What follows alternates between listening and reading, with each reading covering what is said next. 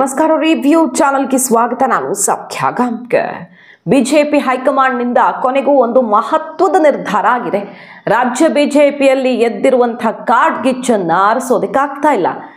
ಎಷ್ಟೇ ಸಂಧಾನ ಸಮಾಧಾನ ಬುದ್ಧಿ ಮಾತು ಹೇಳೋದು ಕಿವಿ ಹಿಂಡೋದು ಇದು ಯಾವುದಕ್ಕೂ ಬಗ್ತಿಲ್ಲ. ಈಗ ಒಂದು ಅಂತಿಮ ಸೂತ್ರವನ್ನು ಹೈಕಮಾಂಡ್ ರೆಡಿ ಮಾಡಿದ್ದು ಸ್ವತಃ JP ನಡ್ಡಾ ಅವರೇ ಈ ವಿಚಾರದಲ್ಲಿ ಅಂತಿಮ ಸಂದೇಶವನ್ನು ಕಳಿಸ್ಕೊಟ್ಟಿದ್ದಾರೆ. ದಿಢೀರಂತ ಡೆಲ್ಲಿಗೆ ಹಾರಿದ್ರು BY ವಿಜಯೇಂದ್ರ.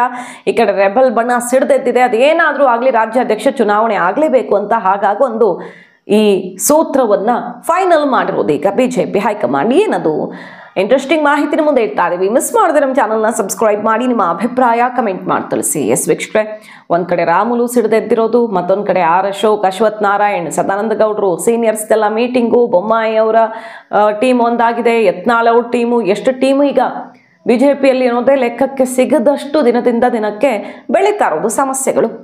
ಸೊ ವಿಜಯೇಂದ್ರ ಅಧ್ಯಕ್ಷ ಸ್ಥಾನದ ವಿಚಾರದಲ್ಲಿ ಹೈಕಮಾಂಡ್ ಏನೋ ಕ್ಲಾರಿಟಿ ತಗೊಂಡಿತ್ತು, ಆದ್ರೆ ರಾಜ್ಯ ನಾಯಕರು ಅದನ್ನು ಒಪ್ಪಿಕೊಳ್ಳೋದಕ್ಕೆ ರೆಡಿ ಇಲ್ಲ ಅನ್ನೋ ರೀತಿಯಲ್ಲಿ ಕೆಲವರು ಸೆಡ್ ಹೊಡೆಯೋ ಪ್ರಯತ್ನದಲ್ಲಿದ್ದಾರೆ. ಅಗರ್ವಾಲ್ ಅವರು ಮೀಟಿಂಗ್ ಮಾಡಿದ್ರು, ಅಗರ್ವಾಲ್ ಅವ್ರ ಮೇಲೇನೆ ಸಿಟ್ಟು ಮಾಡ್ಕೊಂಡಿದ್ದಾರೆ ಕೆಲವರು.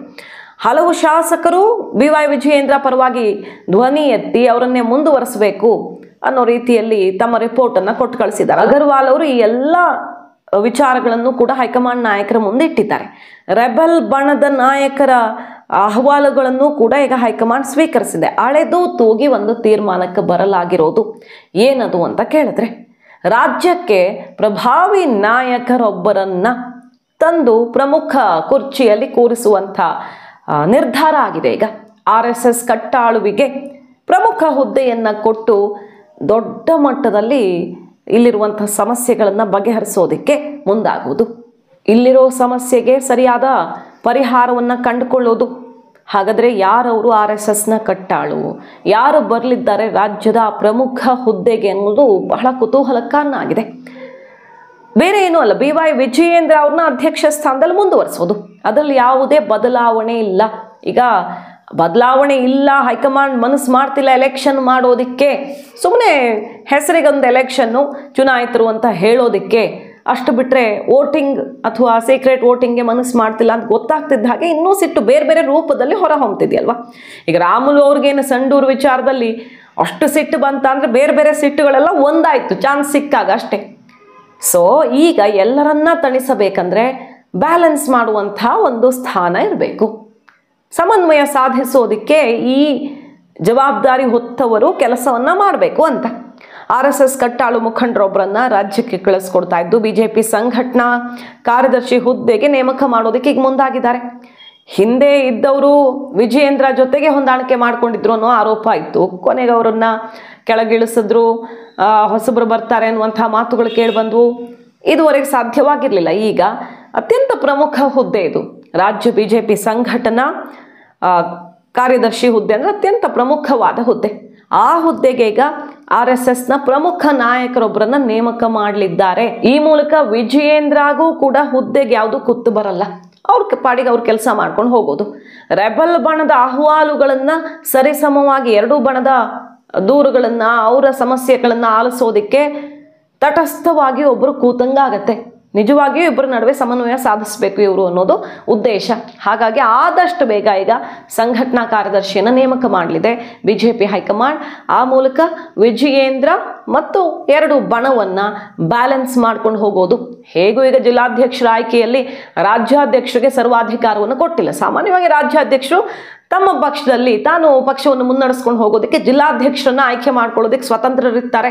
ಆದರೆ ಈಗ ಎದ್ದಿರುವಂತಹ ಆಕ್ರೋಶದ ಕಾರಣದಿಂದಾಗಿ ಬೇರೆ ರೀತಿಯಲ್ಲಿ ಮೂರು ಹೆಸರು ಕೊಡಿ ಆಯ್ಕೆ ಮಾಡೋಣ ಅಂತ ಅವಕಾಶವನ್ನು ಮಾಡಿಕೊಟ್ಟಿದ್ದು. ವಿಜಯೇಂದ್ರ ಟೀಮ್ನಲ್ಲಿ ಎರಡೂ ಕಡೆಯವರು ಕೂಡ ಇರ್ತಾರೆ, ಬರೀ ಇವ್ರ ಕಡೆಯವರು ಮಾತ್ರ ಇರಲ್ಲ ಅನ್ನೋದನ್ನ ಕನ್ಫರ್ಮ್ ಮಾಡ್ತಿದೆ ಹೈಕಮಾಂಡ್. ಮತ್ತೊಂದು ಕಡೆ ಪಕ್ಷದ ಎಲ್ಲ ಚಟುವಟಿಕೆಗಳು ಯಾವುದೇ ಪ್ರಮುಖ ನಿರ್ಧಾರಗಳಾಗುವಾಗ ಸಂಘಟನಾ ಕಾರ್ಯದರ್ಶಿ ಪಾತ್ರ ಕೂಡ ಇರುತ್ತೆ. ಹಾಗಾಗಿ ಸಂಘಟನಾ ಕಾರ್ಯದರ್ಶಿಯಾಗಿ ಹೈಕಮಾಂಡ್ನಿಂದ ಕಳಿಸಲ್ಪಡುವಂಥ ಒಬ್ಬರು ಪ್ರಭಾವಿ RSS ಕಟ್ಟಾಳು, ಈ ಕಡೆ ವಿಜಯೇಂದ್ರ ಅಧ್ಯಕ್ಷರಾಗಿ ಇಬ್ಬರೂ ಸೇರ್ಕೊಂಡು ಪಕ್ಷವನ್ನು ಮುನ್ನಡೆಸ್ಕೊಂಡು ಹೋಗಬೇಕು. ಕಾರ್ಯಕರ್ತರನ್ನ ವಿಶ್ವಾಸದಲ್ಲಿ ತಗೊಂಡು, ಎಲ್ಲ ಹಿರಿಯರನ್ನು ಕೂಡ ವಿಶ್ವಾಸದಲ್ಲಿ ತಗೊಂಡು ಪಕ್ಷ ಕಟ್ಟುವ ಕೆಲಸ ಆಗಬೇಕು ಅನ್ನುವಂಥ ಒಂದು ಅಂತಿಮ ಸೂತ್ರವನ್ನು ಈಗ ರೆಡಿ ಮಾಡಿದೆ ಬಿಜೆಪಿ ಹೈಕಮಾಂಡ್ ಅನ್ನೋದು ಈಗ ಸಿಗ್ತಿರುವಂಥ ಲೇಟೆಸ್ಟ್ ಅಪ್ಡೇಟ್. JP ನಡ್ಡಾ ಅವರ ಕರೆ ಬಂದು ವಿಜಯೇಂದ್ರ ಅವರು ಡೆಲ್ಲಿಗೆ ಹಾರಿದ್ರು. ಬಟ್ ಅವರು ತಮ್ಮ ಪರ್ಸನಲ್ ಕೆಲಸದ ಮೇರೆಗೆ ಹೋಗಿದ್ದಾರೆ ಅಂತ ಹೇಳಲಾಯಿತು. ಆದರೆ ನಡ್ಡಾ ಅವರ ಕರೆ ಬಂದಿರೋದ್ರ ಬಗ್ಗೆ BJP ಮೂಲಗಳಿಂದನೇ ಮಾಹಿತಿ ಸಿಗ್ತಾ ಇದೆ. ಸೊ ಇದೇನಾಗ್ತಾ ಇದೆ BJPಯಲ್ಲಿ ಹೊತ್ತುಕೊಂಡು ಉರಿತಿದೆಯಲ್ಲ ಅಂತ ಸ್ವತಃ ನಡ್ಡಾ ಅವರೇ ಈಗ ಅಖಾಡಕ್ಕೆ ಇಳಿದಿದ್ದಾರೆ. ಅಮಿತ್ ಶಾ ಅವರ ಸೂಚನೆ ಕೂಡ ಇದೆ, ತಕ್ಷಣಕ್ಕೆ ಇದನ್ನ ಸರಿ ಮಾಡ್ಬೇಕು. ಇನ್ನು ಬಿಟ್ರೆ ಗ್ಯಾಂಗ್ರೀನ್ ಆಗ್ಬಿಡುತ್ತೆ. ಸಣ್ಣ ಗಾಯ ಅಂತ ಬಿಟ್ಟು ಬಿಟ್ಟು ಬಿಟ್ಟು ಇಷ್ಟು ದೊಡ್ಡ ಆಗಿದೆ. ರಾಜ್ಯ ನಾಯಕರು ಬಹಳಷ್ಟು ಜನ ಹೈಕಮಾಂಡ್ ಮೇಲೆ ಸಿಟ್ಟು ಮಾಡ್ಕೊಂಡಿದ್ದಾರೆ. ಇಷ್ಟು ದಿನ ಬಗೆಹರಿಸದೆ ಬಿಟ್ಟಿದ್ದು, ಒಂದು ತೀರ್ಮಾನ ತಗೊಳ್ಳದೆ ಬಿಟ್ಟಿದ್ದೇ ಸಮಸ್ಯೆ ಅಂತ.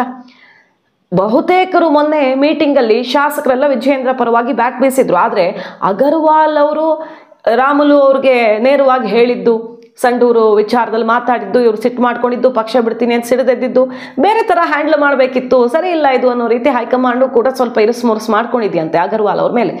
ಸೊ ಇದೆಲ್ಲ ನೋಡಿ ರಿಪೋರ್ಟ್ ಅನ್ನು ಕಲೆಕ್ಟ್ ಮಾಡಿಕೊಂಡು ವಿಜಯೇಂದ್ರ ಅವ್ರಿಗೆ ಬುಲಾವ್ ಕೊಟ್ಟಿದೆ. ಇನ್ನು ಮುಂದೆ ಪಕ್ಷವನ್ನು ಯಾವ ರೀತಿ ನಡೆಸ್ಕೊಂಡು ಹೋಗಬೇಕು ಅನ್ನೋದ್ರ ಬಗ್ಗೆ ಒಂದು ಬ್ಲೂ ಪ್ರಿಂಟ್ ಅನ್ನ ಹಾಕಿಕೊಟ್ಟಿದೆ. ಅಧ್ಯಕ್ಷ ಸ್ಥಾನ ಅಬಾಧಿತ ಆದರೆ ಬ್ಯಾಲೆನ್ಸ್ ಮಾಡೋದಕ್ಕೆ ಸಂಘಟನಾ ಕಾರ್ಯದರ್ಶಿಯ ಎಂಟ್ರಿ. ಅಗರ್ವಾಲ್ ಅವರು ಕೊಟ್ಟಿರುವಂಥ ರಿಪೋರ್ಟಲ್ಲಿ ಏನಿದೆ, ಶ್ರೀರಾಮುಲು ಅವರು ಸ್ವಲ್ಪ ಅತಿಯಾಗಿ ಅರ್ಥ ಮಾಡ್ಕೊಂಡು ಬಿಟ್ರು.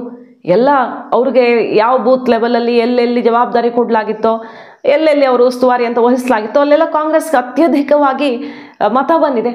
ಹಾಗಾಗಿ ಅವ್ರಿಗೆ ಆ ವಿಚಾರ ಅಧ್ಯಯನ ಮಾಡಿ ಸಿಕ್ಕಿದ ವರದಿಯಿಂದನೇ ಅದರ ಆಧಾರದ ಮೇಲೆನೇ ವಿಚಾರ ಹೇಳಿದ್ದು. ಆದ್ರೆ ಅತಿಯಾಗಿ ಅರ್ಥ ಮಾಡಿಕೊಂಡು ಭಾವುಕರಾಗಿ ಅವರು ಸಿಡಿದೆದ್ರು ಮತ್ತು ಪದೇ ಪದೇ ಆಕ್ರೋಶ ವ್ಯಕ್ತಪಡಿಸೋದು, ಕೆಲವರೆಲ್ಲ ಪಕ್ಷ ವಿರೋಧಿಯಾಗಿ ನಡವಳಿಕೆ ತೋರಿಸ್ತಿದ್ದಾರೆ ಅನ್ನೋ ರಿಪೋರ್ಟ್ ಅನ್ನು ಕೊಟ್ಟಿದ್ದಾರೆ.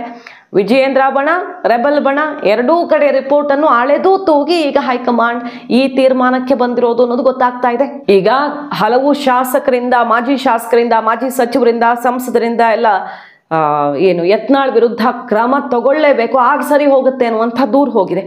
ವಿಜಯೇಂದ್ರ ಬದಲಾವಣೆ ವಿಚಾರದಲ್ಲಿ ನಿಮಗೆ ಒಲವಿಲ್ಲ ಅಂದರೆ ಎಲೆಕ್ಷನ್ ಮಾಡಿ ಅಂತ ಈ ಕಡೆಯಿಂದ ಹೋಗಿದೆ. ಈಗ ಇಬ್ಬರ ಮೇಲೂ ಕೂಡ ಕ್ರಮ ಕೈಗೊಳ್ಳುವ ಅಥವಾ ದೊಡ್ಡದು ಯಾವುದೋ ಒಂದು ಸ್ಟೆಪ್ ತಗೊಳ್ಳುವಂಥ ಪರಿಸ್ಥಿತಿ ಇಲ್ಲ ಅನ್ನೋದನ್ನು ಮನಗಂಡಿರುವಂತಹ ಹೈಕಮಾಂಡ್ ಇಂಥದ್ದೊಂದು ಬ್ಯಾಲೆನ್ಸಿಂಗ್ ಸೂತ್ರವನ್ನು ಕಂಡುಕೊಂಡಿದ್ದು ಸಂಘಟನಾ ಕಾರ್ಯದರ್ಶಿಯಾಗಿ ಅಚ್ಚರಿಯ ನಾಯಕರೊಬ್ಬರ ಎಂಟ್ರಿ ಆಗಲಿದೆ ಅಂತ ಗೊತ್ತಾಗ್ತಾ ಇದೆ. ಸೊ ಡೆಲ್ಲಿಗೆ ಹೋಗಿರುವಂತಹ ವಿಜಯೇಂದ್ರ ಹಲವು ಪ್ರಮುಖ ಸೂಚನೆಗಳನ್ನ ಈಗ ಪಡ್ಕೊಂಡಿದ್ದಾರೆ ಹೈಕಮಾಂಡಿಂದ. ಇನ್ನು ಇದನ್ನ ಎಳೆದಾಡೋದ್ರಲ್ಲಿ ಅರ್ಥ ಇಲ್ಲ. ಆದಷ್ಟು ಬೇಗ ಇದಕ್ಕೊಂದು ಇತಿಶ್ರೀ ಹಾಡಿ ರಾಜ್ಯಾಧ್ಯಕ್ಷರಾಗಿ ಕೆಲಸ ಮುಂದುವರಿಸ್ಕೊಂಡು ಹೋಗೋದು ವಿಜಯೇಂದ್ರ ಅನ್ನೋದು ಈಗ ಹೈಕಮಾಂಡ್ನ ಲೆಕ್ಕಾಚಾರ. ಬಟ್ ಇನ್ನು ಮುಂದೆ ಯಾವುದೇ ತಕರಾರು ಹೇಳಬಾರ್ದು, ಆ ರೀತಿ ಎಲ್ಲರ ಬಾಯಿಗೆ ಬೀಗ ಹಾಕೋದಿಕ್ಕೆ, ಅವ್ರಿಗೆ ಎದ್ದಿರುವಂಥ ಸಮಸ್ಯೆ ಏನೇನಿದೆ ಅದನ್ನು ಬಗೆಹರಿಸೋದಕ್ಕೆ ಒಂದು ಆಪ್ಷನ್, ರಾಜ್ಯದಲ್ಲಿ ಒಂದು ಪವರ್ ಸೆಂಟರ್ ಅನ್ನು ಕ್ರಿಯೇಟ್ ಮಾಡೋದಕ್ಕೆ ಈಗ ಮುಂದಾಗಿರೋದು ಸಂಘಟನಾ ಕಾರ್ಯದರ್ಶಿಯ ಮೂಲಕ. ಮಾಹಿತಿ ನಿಮ್ಗೆ ಇಷ್ಟ ಆಗಿದ್ರೆ ಮಿಸ್ ಮಾಡದೆ ನಮ್ಮ ಚಾನಲ್ನ ಸಬ್ಸ್ಕ್ರೈಬ್ ಮಾಡಿ, ನಿಮ್ಮ ಅಭಿಪ್ರಾಯ ಕಮೆಂಟ್ ಮಾಡಿ ತಿಳಿಸಿ. Thank you.